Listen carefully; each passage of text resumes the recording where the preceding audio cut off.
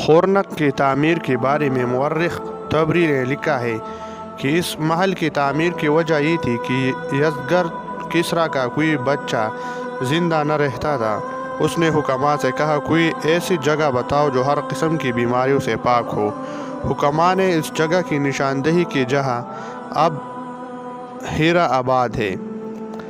کسریٰ نے اپنے بیٹے بہرام گور کو نعمان بن عمرو القیس، نعمان اکبر جو کہ نعمان بن منظر کا چچا تھا، کے پاس بھیجا کہ میری رہائش کے لیے اس جگہ ایک محل تعمیر کراؤ۔ اس نے ایک مشہور معمار سنمار کو تلاش کیا اور محل کی تعمیر کا کام سونپ دیا۔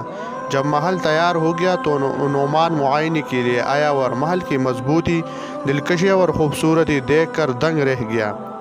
سنمار اپنی کام کی تحسین و آفرین سن کر کہنے لگا، اگر مجھے پتہ ہوتا کہ تم لوگ مجھے پورا معاوضہ دو گی اور میرے کام کی اس قدر تحسین کرو گی تو میں تمہارے لیے ایسا محل تعمیر کرتا جو سورج کے ساتھ ساتھ گردش کرتا رہتا۔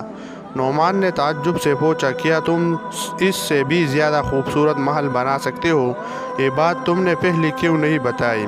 چنانچہ اس نے حکم دیا کہ سنمار کو محل کے اوپر لے جا کر دکھا دیا جائے اور نیچے گرا کر مار دیا جائے۔ چنانچہ ایسا ہی کیا گیا۔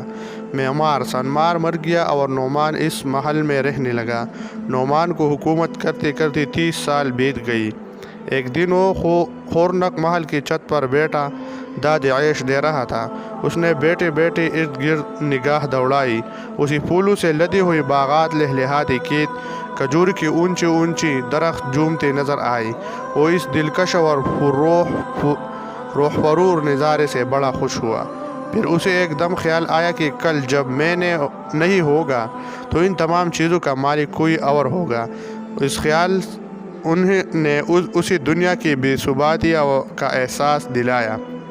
دوسری پاؤں تک ہل گیا اور اس کے دل و دماغ کی دریچے کھلتی چلی گئی۔